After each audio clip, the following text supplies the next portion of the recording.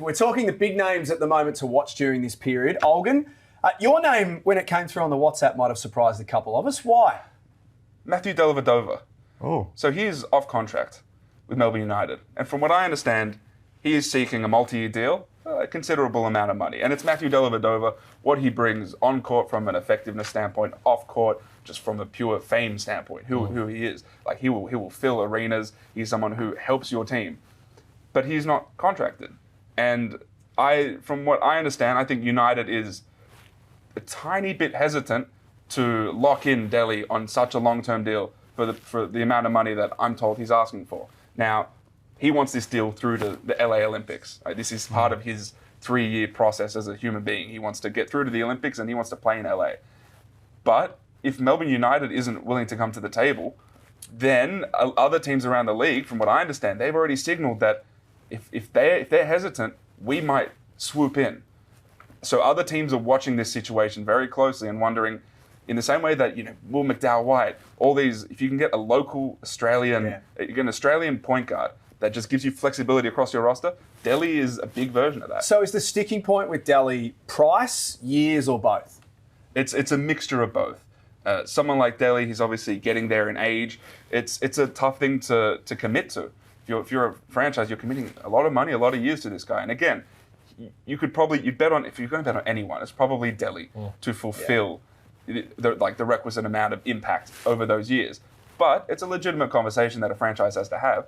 Other teams around the league are sensing that United is maybe a little bit hesitant on it. So they're getting ready to maybe pounce on Delhi. Well, let's look at his numbers. Earlier this season, he was outstanding up until the FIBA break. Then he got injured. He had a couple of niggles. He went through a rough patch for about 6 weeks. He's starting to shoot the ball better now. He's been really good in the last 2 rounds. So I have confidence in his ability to perform as a player. I don't think the type of injuries he suffers are ones that you need to be worried about from a chronic perspective. Now, I could point out one team right away that could use him, and I think it'd be a perfect match. Well, go on then. Brisbane. I think that was a really good match for him. Mitch Norton has been asked to do too much, and I don't want to get too much into the Brisbane stuff, but I think if you have a 1-2 point guard pairing of Dellavedova and Norton, you're really solid. And I think it's a good place. His best friend, Mitch Young, lives in Brisbane. It all matches. It's interesting to talk about guys like Delhi, where you've got other teams sitting there just waiting to see what happens. When free agency opens, if there's no extension done, okay, this is a chance. All of that you're getting is one thing with the guy we know he delivers on court, the competitiveness, all of that.